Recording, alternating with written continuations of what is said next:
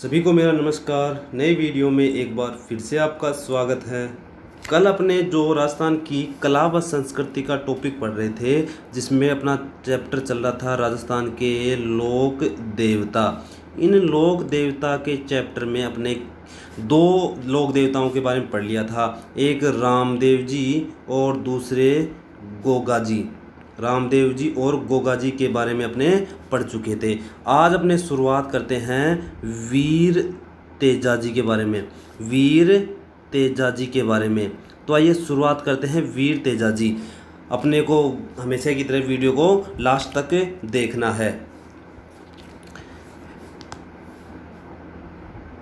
वीर तेजा जी, वीर तेजा जी की बात करें तो इनका जन्म होता है, इनका जन्म की बात करें तो इनका जन्म होता है नागवंशीय जाट परिवार में। नागवंशीय जाट परिवार में इनका जन्म होता है और ये धोल्या गोत्र के थे। इन कौन सा गोत्र? धोल्या गोत्र से थे। और इनके पिता का नाम था ताहड़। ताहड़ जी, ताहड़ जी इनके पिता का नाम था। और माता का नाम यहीं से याद रखना, माता का नाम था राजकुंवरी। माता का नाम राजकुंवरी था, पिता का नाम ताहड़ जी, ये याद रखना। यहाँ इनका जन्म होता है सन 1074 ईस्वी में। सन 1074 ईस्वी में इनका जन्म होता है नागौर ज़िले में। नागौर ज़िले में एक गांव का नाम पड़ता है खड़नाल। उस गांव का क्या नाम पड़ता है? तो नागौर ज़िले में गांव पड़ता है खड़नाल। ये खड़नाल वर्तमान में क्या कहा जाता है? इस खड़नाल को खरनाल्य भी कहा जाता है। खरनाल्य, वर्तमान में इस गांव को खरनाल्य के नाम से जाना जाता है। अगर इनकी तिथि की बात करें, जन्म तिथि की बात करें, तो इनकी जन्म तिथि है माघ शुक्ल चतुर्दशी को। माघ शुक्ल चतुर्दशी को इनका जन्म होता है। चतुर्दशी को इनका जन्म होता है, ये याद रखना इम्पोर्टेंट है। ठीक है। इनका जो विवाह होता है, विवाह की बात करें तो अजमेर ज़िले में एक गांव पड़ता है। अजमेर ज़िले में एक गांव का नाम है जिसका नाम है पनेर। इसी को कई बार पनहेर भी कहा जाता है, पनहेर गांव। यहाँ एक गांव है पनेर या पनेर, अजमेर ज़िले में। यहाँ रामचंद्र जाट की बेटी थी, रामचंद्र जाट की बेटी थी जिसका नाम था पैमल दे। पैमल, जिनका क्या नाम था? पैमल। तो वीर तेजा जी की पत्नी का क्या नाम था? पैमल इनकी पत्नी का नाम था। इनका गोत्र पूछे तो इनका गोत्र था धोल्या गोत्र। इनका गोत्र पूछे तो इनका गोत्र था धोल्या गोत्र। यहाँ से एक इम्पोर्टेंट प्रश्न बनता है, इनकी जो घोड़ी है, इस घोड़ी को क्या कहा जाता है, किस नाम से जाना जाता है? घोड़ी का नाम पूछे तो है लीलन। यहाँ से एग्जाम में प्रश्न पूछा गया है। इनकी घोड़ी का नाम था लीलन। इसी को ही क्या कहा जाता है? इसी को ही सिणगारी घोड़ी, सिणगारी घोड़ी के नाम से भी जाना जाता है। सिणगारी घोड़ी के नाम से भी जाना जाता है। और इनकी खास बात यह है कि वीर तेजा जी की याद में एक मेला लगता है नागौर ज़िले में। परबतसर गांव है, नागौर ज़िले में परबतसर गांव है। परबतसर गांव में भाद्र पक्ष, याद रखना, ये तिथि बहुत इम्पोर्टेंट है, इस तिथि को याद रखना। भाद्रपद महीने की शुक्ल पक्ष की दसवीं को मेला लगता है। कहाँ? परबतसर नागौर में मेला लगता है। ये मेला किस चीज़ का लगता है? तो ये याद रखना, ये पशु मेला होता है। पशु मेला इम्पोर्टेंट है। किनकी याद में? तो वीर तेजा जी की याद में पशु मेला लगता है नागौर ज़िले के परबतसर गांव में। ठीक है, ये बात इनके याद रखना। और इनके बारे में बताया गया है, जो इनका जो मंदिर होता है, मंदिर किनका, वीर तेजाजी का जो मंदिर होता है, इसी को चबूतरा बोलते हैं। इसी को थान के नाम से भी जानते हैं, थान के नाम से भी जाना जाता है। इनका जो पुजारी होता है, इस पुजारी को किस नाम से, तो इस पुजारी को गुड़ला के नाम से जाना जाता है। इस पुजारी को गुड़ला के नाम से जाना जाता है। किनके पुजारी को, तो वीर तेजाजी के पुजारी को गुड़ला के नाम से जाना जाता है। इंपॉर्टेंट है, यहाँ से याद रखना। और इनके आगे बात करें तो इनकी कर्म स्थली कौन सी थी। इनकी कर्म स्थली, देखो इनका जन्म कहाँ होता है, तो इनका जन्म होता है नागौर जिले के खड़नाल या खरनाला गांव में, माघ शुक्ल चतुर्दशी के दिन होता है। लेकिन इनकी कर्म स्थली की बात करें तो वो बूंदी जिले में पड़ती है, बूंदी जिले में पड़ती है। बूंदी जिले में जगह का नाम है बासी की दुगारी। बूंदी जिले में बासी की दुगारी नामक स्थान इनकी कर्मस्थली के रूप में प्रसिद्ध है। ये याद रखना, इनकी जो कर्मस्थली है ये यहाँ से इम्पोर्टेंट है, कर्मस्थली भी इम्पोर्टेंट है, ये बात याद रखना। इनकी अन्य बात करें तो जब इनकी मृत्यु होती है तो इनकी पत्नी सती होती है। इनकी पत्नी सती होती है। लेकिन ये मृत्यु का जो समाचार है वो कौन लेकर आया था, तो समाचार की बात करें तो इनकी घोड़ी थी, जो लीलन घोड़ी थी, लीलन घोड़ी द्वारा वो समाचार लाया गया था। अब इनकी मृत्यु कैसे होती है, तो याद रखना अजमेर जिला पड़ता है, अजमेर जिला, ठीक है। अजमेर जिले में ब्यावर नामक तहसील है। अजमेर जिले में ब्यावर नामक तहसील है। वहाँ पर संदरिया गांव है, यहाँ से इम्पोर्टेंट है, संदरिया गांव है। संदरिया गांव, यहाँ पर इनको सर्प द्वारा काट लिया जाता है, यहाँ पर इनको सर्प ढस लेता है, इनको सर्प के द्वारा काट लिया जाता है। अब इनकी मृत्यु होती है, इनकी जो सर्प होता है संदरिया गांव में काटता है, लेकिन इनकी मृत्यु कहाँ जाकर होती है, तो इनकी मृत्यु इम्पोर्टेंट है, इनकी मृत्यु होती है सुरसुरा गांव में। कहाँ होती है, सुरसुरा गांव, ये कहाँ पड़ता है, तो याद रखना ये अजमेर ज़िले में ही पड़ता है, अजमेर ज़िले में ही पड़ता है, किशनगढ़ तहसील में पड़ता है। अब देखो इनको सर्प द्वारा कहाँ काटा गया, तो संदरिया गांव में। मृत्यु होती है सुरसुरा किशनगढ़ अजमेर में। और इनकी खास बात यह है, जो अजमेर ज़िले में बांवता नामक एक स्थान है, याद रखना बांवता नामक स्थान है, ये अजमेर ज़िले में है। यहाँ पर इनको निःशुल्क इलाज किया जाता है, यहाँ पर निःशुल्क इलाज किया जाता है, निःशुल्क इलाज किया जाता है। किनका निःशुल्क इलाज, जो इसके द्वारा सर्प द्वारा काटा गया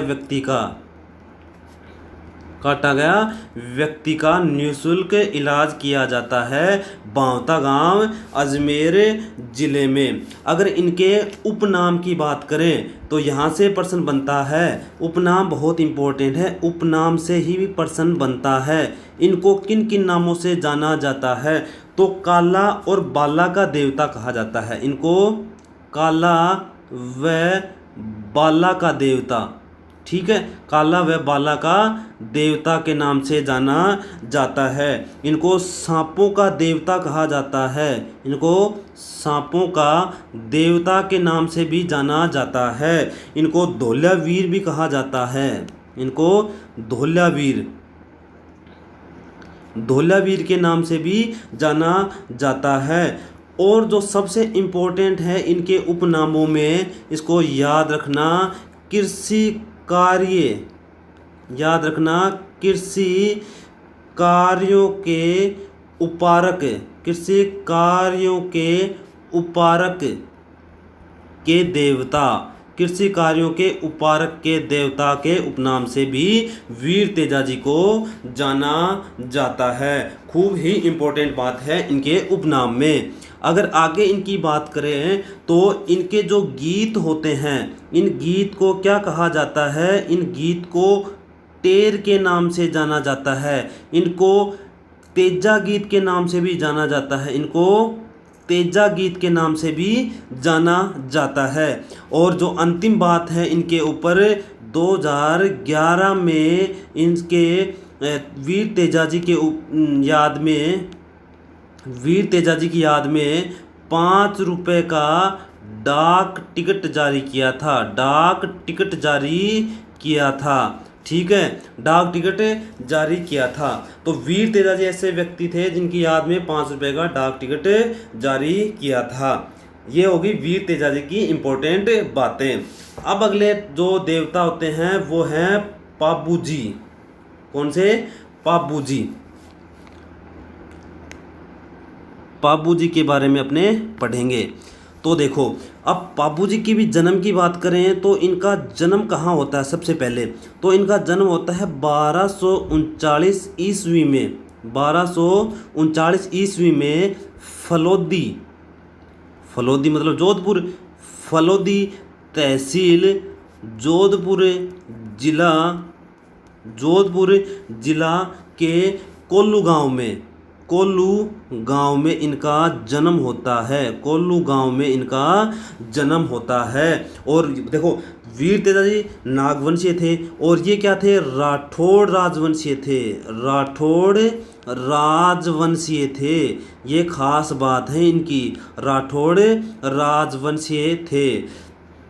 बाबूजी की जो पूजा स्थल है, पूजा स्थल का याद रखना, पूजा स्थल है वो है कोल्लू गांव फलोदी में। कोल्लू गांव फलोदी में इनका पूजा स्थल है। कोल्लू गांव फलोदी में इनका पूजा स्थल है। अगर इनके प्रतीक की बात करें, प्रतीक चिन्ह की, तो प्रतीक याद रखना।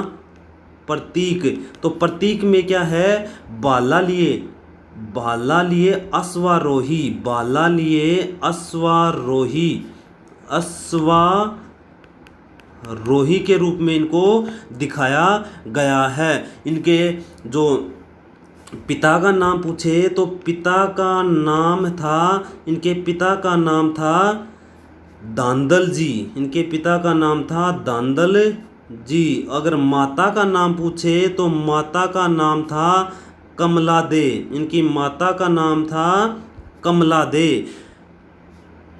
और ये जो राठौड़, हाँ, वंश का बताया था, राठौड़ वंशीय थे। राठौड़ वंशीय, इसकी अपने बात कर ली थी। राठौड़ वंशीय थे। और राठौड़ वंश किसके थे? राव सिहा के वंशज वाले माने जाते हैं। राव सिहा के वंशज के रूप में भी प्रसिद्ध रहे हैं। अब इनकी जो फड़ जो है वो, इससे पहले याद रखना, इनको लक्ष्मण का अवतार नाम, लक्ष्मण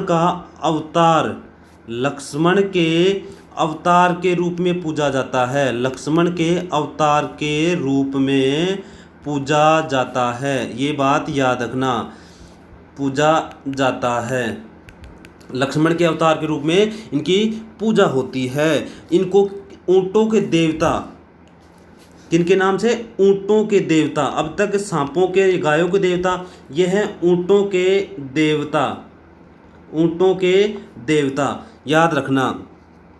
ऊंट मतलब जब बीमार होता है, ऊंट जब बीमार होता है तो क्या किया जाता है? पाबूजी की भक्ति की जाती है। पाबूजी की भक्ति भी की जाती। बाबूजी की भक्ति से बीमार ऊंट ठीक हो जाता है। और जो इनके जो विशेष रूप से प्रचलित हैं, इनके पाबूजी के पावड़े, पाबूजी के जो, जैसे मान लीजिए गीत बोलते हैं, पाबूजी के पावड़े बहुत प्रसिद्ध हैं। पावड़े, ये जो पावड़े हैं, इन पावड़ों में वाद्य यंत्र की बात करें तो किस वाद्य यंत्र का प्रयोग किया जाता है? तो माठ वाद्य यंत्र का प्रयोग किया जाता है। माठ याद रखना।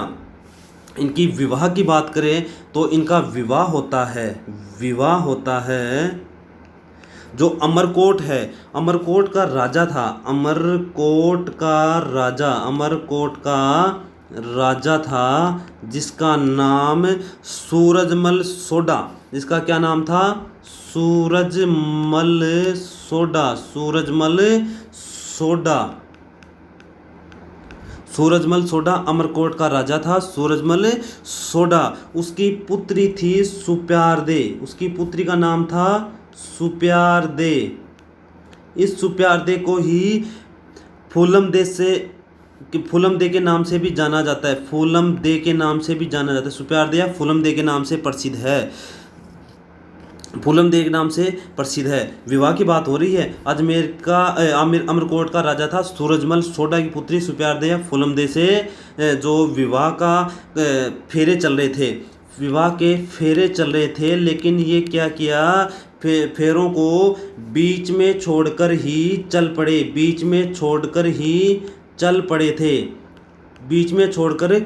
पड़े। अब ये क्या किया? जो इनका जो बेनोई है, अभी क्यों चल पड़े? तो इनका बेनोई का नाम रखना जिंदराव खींची। इनके बेनोई का नाम था जिंदराव खींची। से जो देवल चारणी घोड़ी है, जिसको केसरकान घोड़ी लेकर आए थे, खींची से देवल चारणी, जिंदराव खींची से देवल चारणी या इसी को बोलते हैं केसर कालमी घोड़ी। ये इनके जो बहनोई थे जिंदराव खींची, उनसे देवल चारणी या केसर कालमी घोड़ी मांग कर लाए थे। ठीक है। अब इन्होंने गाय छुड़ाने के लिए, ये वहाँ से मांगकर गाय को छुड़ाने के लिए फेरों के बीच में उड़ते हैं और देचू गांव पहुँच जाते हैं। देचू गांव ये कहाँ पड़ता है? जोधपुर में। देचू गांव जोधपुर में पड़ता है। वहाँ पर पहुँच जाते हैं और वहाँ वीर गति को प्राप्त हो जाते हैं। अब इनमें एक लाइन क्या इंपॉर्टेंट बनी? तो देखो, इनकी घोड़ी थी केसर कालमी घोड़ी। इनकी घोड़ी केसर कालमी घोड़ी, वो कहाँ से लेके आए थे? इनके जो बहनोई थे जिंदराव खींची से मांग कर लाए थे। ये बात रखना। जब इसी को क्या बोलते हैं? इसी घोड़ी को चारणी का मतलब देवल चारणी, इसी को बोलते हैं देवल चारणी घोड़ी के नाम से भी यह घोड़ी प्रसिद्ध है। और वीरगति कहाँ? देचू गांव जोधपुर में वीरगति को प्राप्त होते हैं पाबूजी महाराज। ऊंट जो पालक जाति है, ऊंटों के देवता इनको कहते हैं। ऊंटों को पालने वाली जाति, ऊंटों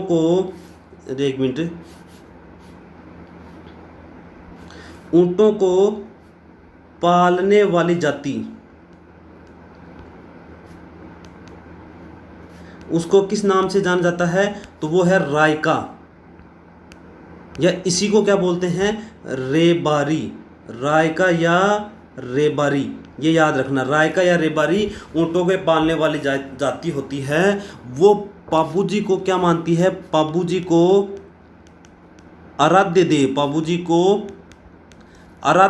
के नाम, आराध्य देव के रूप में पूजती है। आराध्य देव के रूप में पूजती है। ये याद रखना। ऊंटों की देह 2% बनते हैं। ऊंटों को पालने वाली जाति रायका, इसी को कहते हैं रेबारी। रेबारी के आराध्य देव कौन से हैं? तो पाबूजी महाराज। ठीक है, इनके आराध्य देव हैं।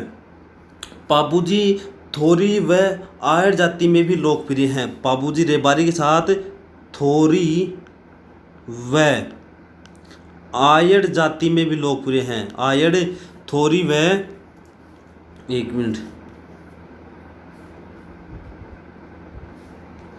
पाबूजी थोरी व आयड़ जाति लोकप्रिय हैं। मेहर जाति के मुसलमान, याद रखना, मेहर जाति के जो मुसलमान हैं, मेहर जाति के मुसलमान इनको पीर के नाम से जानते हैं। मुसलमान हैं, इनको पीर के नाम से जानते हैं। पीर के नाम से जानते हैं। पीर के नाम से जानते हैं। अब मारवाड़ में बात करें तो ऊंट लाने का श्रेय किसको जाता है? मारवाड़ में सर्वप्रथम ऊंट लाने का श्रेय किसको जाता है? सर्वप्रथम ऊंट लाने का श्रेय, ऊंट लाने का श्रेय किसको? तो वो जाता है पाबू जी को। ऊंट लाने का श्रेय किसको है? तो वो है पाबू जी को। अब जो पाबू जी की फड़ का वाचन किया जाता है, पाबू जी की जो फड़ होती है, पाबू जी की फड़ की बात करें तो वो किन के द्वारा बांची जाती हैं? तो नायक जाति के बोपों द्वारा, नायक जाति के बोपों द्वारा, नायक जाति के बोपों द्वारा रावण हत्ता वाद्य यंत्र से, रावण हत्ता वाद्य यंत्र के साथ, वाद्य यंत्र के साथ वाचन किया जाता है। क्योंकि पाबूजी की फड़ की बात करें, पाबूजी की फड़ है वो चांदी की फड़ है। ये कहा बहुत इंपॉर्टेंट है। पाबूजी की जो फड़ है, इनकी फड़ है वो चांदी की फड़ है। चांदी की फड़ है। चांदी की फड़ से पूछे तो किन की है? तो पाबूजी की चांदी की फड़ प्रसिद्ध है। और पाबूजी की आराधना में, पाबूजी की आराधना में एक नृत्य किया जाता है। आराधना में नृत्य किया जाता है जिसका नाम है थाली नृत्य। थाली नृत्य किन की आराधना में? तो पाबूजी की आराधना में थाली नृत्य किया जाता है। अब इनके जो सहयोगी के रूप में प्रसिद्ध रहे उनका एक बार थोड़ा सा जिक्र कर लेते हैं। जो सहयोगी इनके रहे थे उनमें थे चांदा और डेमा।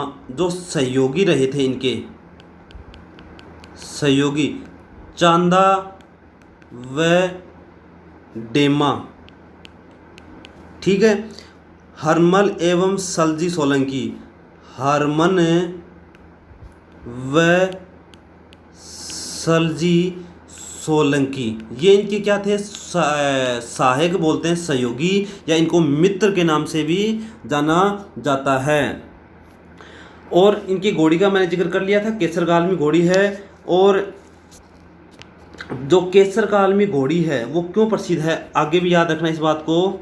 केसरकालमी घोड़ी है, केसरकालमी घोड़ी है वो प्रसिद्ध क्यों है? घोड़ी जो प्रसिद्ध है वो किस लिए प्रसिद्ध है? तो वो है बाईं ओर झुकी, बाईं ओर झुकी पाग के लिए, बाईं ओर झुकी पाग के लिए प्रसिद्ध है। केसरकालमी घोड़ी पाबूजी की घोड़ी है। केसरकालमी घोड़ी पाबूजी की घोड़ी है। और पाबूजी के का कोलमुंड प्रमुख, कोलमुंड में प्रमुख मंदिर है। पाबूजी का जो मंदिर है, पाबूजी का जो, पाबूजी का मंदिर की बात करें तो जो प्रसिद्ध मंदिर है वो है कोलमुंड में। कहाँ? कोलमुंड में। इस दिन कोलमुंड में, याद रखना, कोलमुंड में प्रतिवर्ष चैत्र अमावस्या को मेला लगता है। चैत्र अमावस्या को मेला लगता है। कहाँ? कोलमुंड में। कहाँ? कोलमुंड में, ठीक है। और इनसे ज़्यादा कुछ विशेष बात नहीं है। इनको जैसे उपनाम भी बहुत प्रसिद्ध हैं इनके, जैसे इनको छुआछूत का विरोधी मानते हैं, इनके उपनाम से भी प्रसिद्ध हैं। इनको छुआछूत के नाम से भी, छुआछूत का विरोधी कहा जाता है। छुआछूत का विरोधी, छुआछूत का विरोधी के रूप में प्रसिद्ध है। इनको प्लेग रक्षक के रूप में प्रसिद्धि मिली, प्लेग रक्षक के रूप में भी प्रसिद्धि मिली, ठीक है। इनको हाड़ फाड़ वाले देवता भी कहते हैं। हाड़ फाड़ वाले देवता, ये इंपॉर्टेंट है, याद रखना उपनाम, हाड़ फाड़ वाले देवता। और एक याद रखना, गायों का गायों के मुक्तिदाता, गायों के मुक्तिदाता के रूप में भी ये प्रसिद्ध रहे हैं। और इनके ज़्यादा कुछ खास नहीं है, इसलिए बापूजी का चैप्टर जो थे इनके बारे में यही बातें इम्पोर्टेंट थी। आगे अपने बात करते हैं जो देवनागरी देवनागरी जी, राजस्थान के लोक देवताओं में देवनागरी जी की बात करते हैं। तो देवनागरी का जो जन्म होता है, सबसे पहले अपने को जन्म याद रखना है। तो इनका जन्म होता है 1243 ईस्वी में, 1243 ईस्वी में होता है। और बगड़ावत परिवार में, कहाँ? बगड़ावत परिवार में, बगड़ावत परिवार में इनका जन्म होता है। इनके पिता का नाम है, पिता का नाम पूछे तो सवाई भोज, पिता का नाम है सवाई भोज। और माता का नाम है सेडू खटाणी, माता का नाम है सेडू खटाणी, याद रखना, माता का नाम है सेडू खटाणी। किनकी माता का? देवनारायण की माता का। देवनारायण जी दुर्जन साल, याद रखना, दुर्जन साल से लड़ते हुए वीर गति को प्राप्त हुए, लड़ते हुए वीर गति को प्राप्त होते हैं। दुर्जन साल से लड़ते हुए वीर गति को प्राप्त होते हैं। देवनारायण जी का जो विवाह की बात करें, इनका विवाह किनके साथ होता है? विवाह तो विवाह होता है राजा जयसिंह की पुत्री थी, राजा जयसिंह की पुत्री, जयसिंह की पुत्री जिनका नाम था पिप्पलदे, जयसिंह की पुत्री, जयसिंह की पुत्री पिप्पलदे, पिप्पलदे के साथ इनका विवाह होता है। देवनारायण जी के जो बचपन का नाम है वो है, बचपन का नाम है उदय सिंह, उनके बचपन का नाम है उदय सिंह, याद रखना, बचपन का नाम है उदय सिंह देवनारायण जी का। और जो इनका जो बचपन जो कहाँ बीता, तो इनका जो ननिहाल है, इनका ननिहाल कहाँ? मध्य प्रदेश, इनका जो ननिहाल है मध्य प्रदेश में इनका बचपन बीता, मध्य प्रदेश में इनका बचपन बीता था। और इनको उपनाम से भी, अलग अलग उपनाम से भी जाना जाता है, जैसे इनको उदल जी के नाम से जानते हैं, उदल जी के नाम से भी जानते हैं। इनको उदल भगवान के भी नाम से जानते हैं, उदल भगवान के नाम से भी जानते हैं। इन्हीं को औषधियों वाला देवता, यहाँ से इम्पोर्टेंट है, औषधियों वाला देवता, औषधियों वाला देवता, औषधियों वाला देवता के नाम से भी जाना जाता है। किनको? देव नारायण जी को। जो इनका घोड़ा था, इनके जो घोड़ा की बात करें तो इनका घोड़ा का नाम था लीलागर घोड़ा, इनके घोड़ा का नाम था लीलागर घोड़ा, लीलागर घोड़ा का नाम क्या था? लीलागर घोड़ा। और जो गुज्जर जाति के हैं ना लोग, गुज्जर जाति के लोग देवनारायण जी को किसका अवतार मानते हैं? विष्णु का अवतार मानते हैं, विष्णु का अवतार मानते हैं। किनको?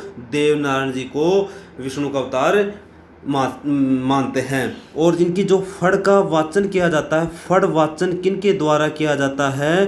तो गुज्जर जाति के अविवाहित बोपों द्वारा इनका वाचन किया जाता है। अविवाहित बोपों द्वारा इनका फड़ का वाचन किया जाता है। देवनारायण जी की फड़, जो इनकी फड़ है, याद रखना, खास बात है, इंपॉर्टेंट बात है, ये बात याद रखना। जो इनकी फड़ है सबसे प्राचीन है, ठीक है, वह सबसे लंबी है, सबसे प्राचीन वह सबसे लंबी फड़ इनकी देवनारायण जी की। और इनके द्वारा, इन पर भारत सरकार द्वारा 1992 में 5 रुपये का डाक टिकट जारी किया था। 5 रुपये का डाक टिकट जारी किया था। डाक टिकट जारी किया था किनकी? देवनारायण जी की फड़ के ऊपर है। ठीक है, यहाँ से दो इम्पोर्टेंट लाइनें बनती हैं, सबसे प्राचीन और सबसे लंबी देवनारायण जी की फड़ है। और इनके ऊपर 1992 में भारत सरकार द्वारा डाक टिकट जारी किया गया था। जो देवनारायण जी का जब फड़ वांचन किया जाता है तो जंतर वाद्य यंत्र का प्रयोग किया जाता है। जंतर वाद्य यंत्र का, ठीक है, जंतर वाद्य यंत्र का प्रयोग किया जाता है फड़ वाचन में। फड़ वाचन में किया जाता है। और इनके जो औषधि के रूप में, देखो औषधियों का देवता कहा जाता है, तो औषधि के रूप में क्या प्रसिद्ध है, याद रखना, औषधि के रूप में क्या प्रसिद्ध है। तो औषधि के रूप में इनमें गोबर व नीम का अधिक महत्व दिया गया। गोबर व नीम का अधिक महत्व है। गोबर व नीम का अधिक महत्व है। इनका जो देवनारायण का मूल देवरा, देखो इनका जो मूल देवरा है, मूल देवरा, ये जो मूल देवरा कहाँ है, तो ये मूल देवरा याद रखना आसिंद कहाँ? भीलवाड़ा में। आसिंद भीलवाड़ा। मूल देवरा कहाँ? आसिंद भीलवाड़ा। आसिंद भीलवाड़ा में एक गांव पड़ता है या जगह पड़ती है 14 मील दूर, गोठा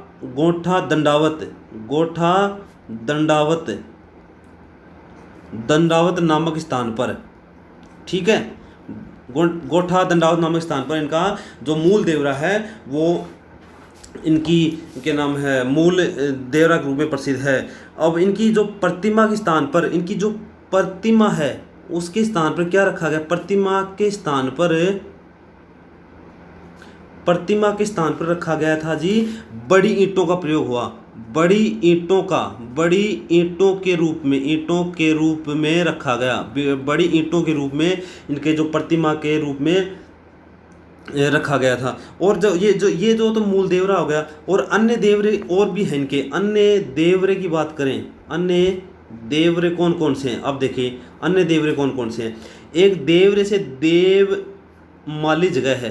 देवमाली जगह, ये देवमाली जगह है ब्यावर अजमेर में। ब्यावर अजमेर अन्य देवरे की बात करें। दूसरी जगह है देवधाम।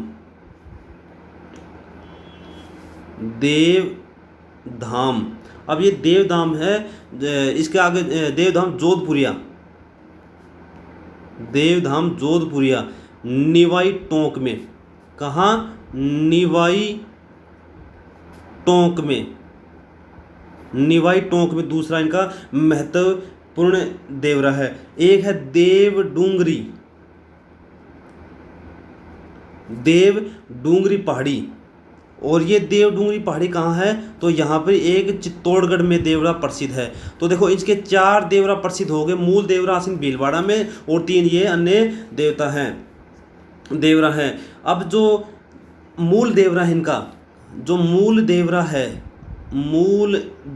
है वहाँ पर मेला लगता है। मूल देवरा वहाँ पर मेला लगता है। मूल देवरा है आसिंद भीलवाड़ा में। मूल देवरा आसिंद भीलवाड़ा में, वहाँ पर प्रत्येक वर्ष मेला लगता है। और वो मेले की तिथि बड़ी इम्पोर्टेंट है। भाद्रपद महीने की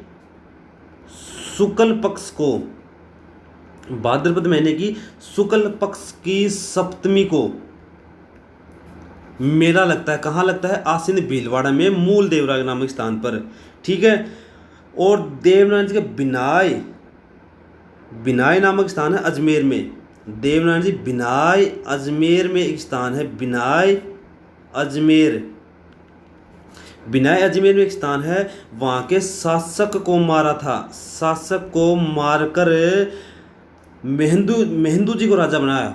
शासक को मारकर मेहंदू, याद रखना ये इंपॉर्टेंट है। मेहंदू को राजा बनाया था। ठीक है। अब ये मेंदु कौन थे? इनके बड़े भाई थे, इनके बड़े भाई थे किनके? देव नारायण जी की। इनके ऊपर, देवनारायण जी के ऊपर एक फिल्म भी बनी थी, याद रखना, इनके ऊपर एक फिल्म भी बनी थी और वो फिल्म का नाम था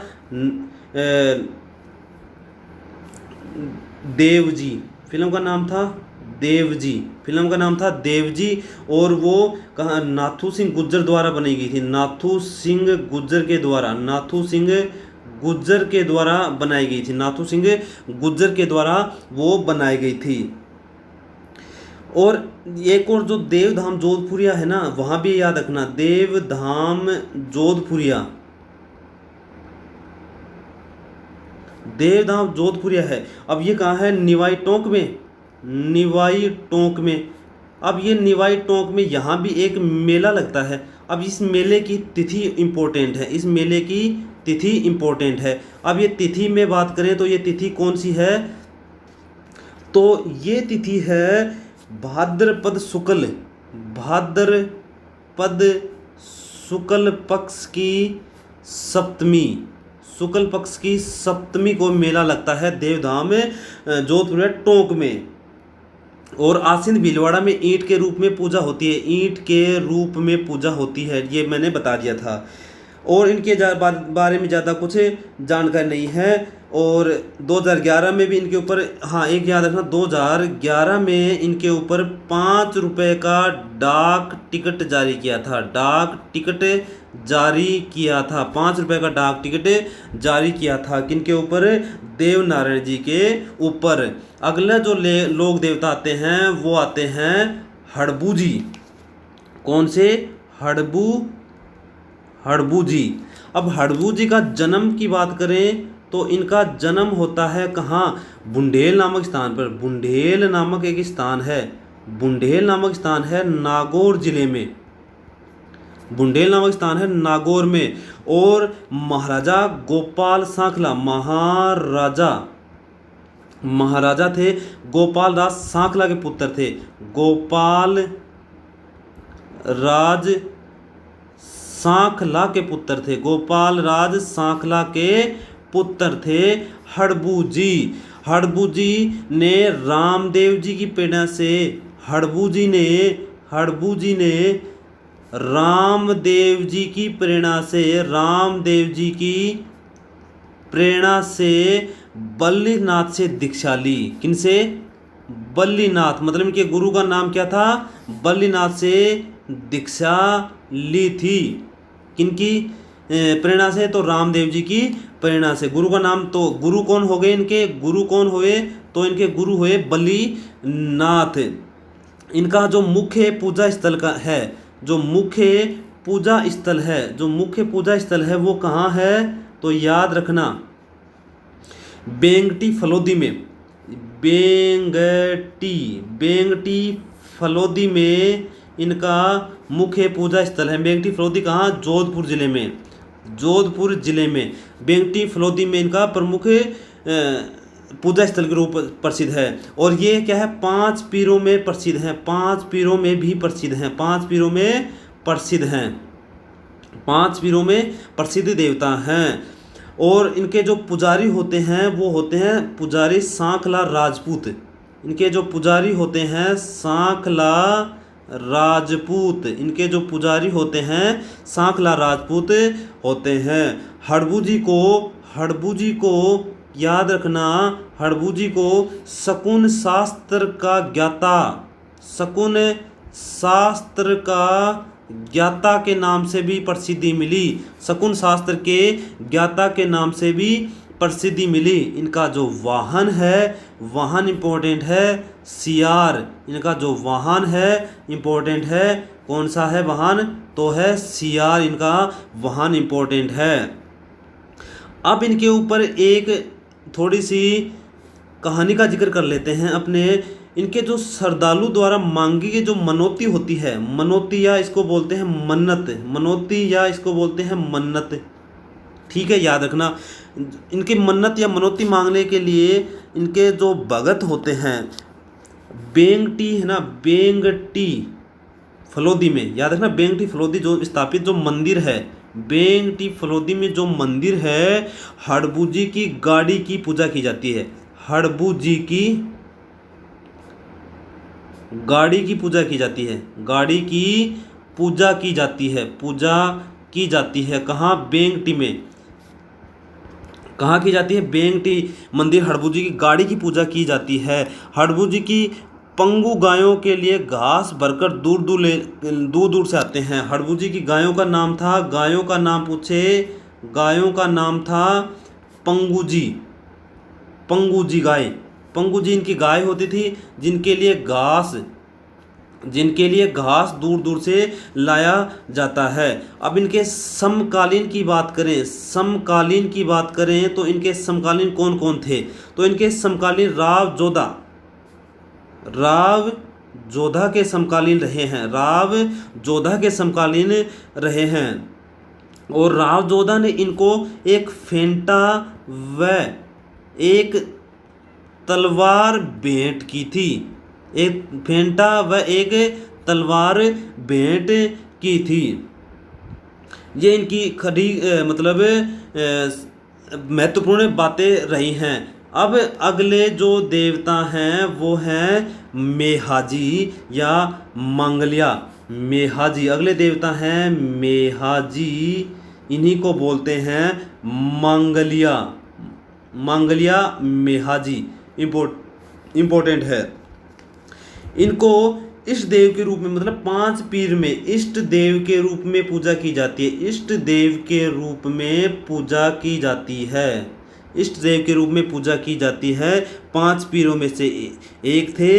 इनके पिता का नाम तो गोपाल सांखला था। गोपाल सांखला, इनके पिता का नाम भी गोपाल सांखला है। ठीक है, याद रखना। इनका जो मेहाजी का जो मंदिर है, मेहाजी का जो मंदिर है वो कहाँ है? तो याद रखना बापणी जोधपुर में इनका मंदिर है। यहाँ पर भाद्रपद महीने की कृष्ण जन्माष्टमी के दिन, भाद्रपद महीने की कृष्ण जन्माष्टमी के दिन मेला लगता है और इसी दिन इनका क्या होता है? जन्म होता है। और ये किन के परिवार से थे? तो ये पंवार क्षत्रिय थे। पंवार क्षत्रिय परिवार से थे। पंवार क्षत्रिय परिवार से थे। याद रखना, पंवार क्षत्रिय परिवार से थे। और ये समकालीन किन के थे? तो यहाँ से याद रखना, ये समकालीन थे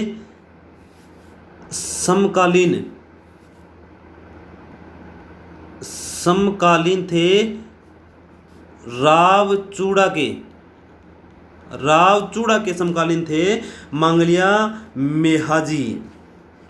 और इनका जो प्रिय घोड़ा था वो घोड़े का नाम है घोड़ा था। इनका जो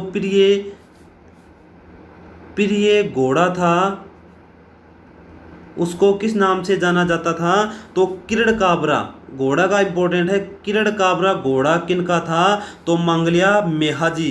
किरण काबरा घोड़ा इनका प्रसिद्ध रहा। और इनके बारे में इतिहासकार कर्नल जेम्स टोड कहते हैं। जेम्स टोड क्या कहते हैं? इनको कहते हैं कि इनका लालन पालन कहाँ होता है? इनका जो लालन और पालन होता है इनके ननिहाल का मतलब मंगलिया गोत्र में हुआ। मतलब ननिहाल मतलब वहाँ के थे मंगलिया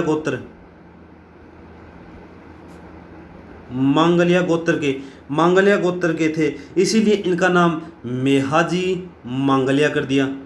ये किनके अनुसार? जेम्स टोड के अनुसार मेहाजी मंगलिया कर दिया। लेकिन ये स्पष्ट नहीं है, ये कंफर्म याद रखना, ये स्पष्ट नहीं है। क्योंकि अपने हिंदू रीति रिवाज में ननिहाल के गोत्र का प्रयोग कभी नहीं होता। तो इसलिए ये क्या नाम थे? मंगलिया गोत्र में नहीं थे। वैसे माना जाए तो ये थे सांखला परिवार में हो सकते हैं। इनका जन्म सांखला परिवार में होता है। सांखला परिवार में सांखला परिवार में इनका जन्म सटीक बैठता है, सटीक रहता है। ठीक है। और आज अपने कितने देवताओं के बारे में पढ़ लिया, तो आज अपने प्रसिद्ध 4 लोक देवताओं के बारे में पढ़ लिया। कल जो इम्पोर्टेंट है, एक है कल्ला जी, कल्ला जी, दूसरे हैं तल्लीनाथ जी, तल्लीनाथ जी, और एक हैं देव बाबा। ये जो इम्पोर्टेंट देवता हैं ये करेंगे अपने कल के वीडियो में। चैनल को सब्सक्राइब जरूर करके जाना और वीडियो को हमेशा लास्ट तक देखते रहना। ठीक है। बहुत बहुत आपका धन्यवाद।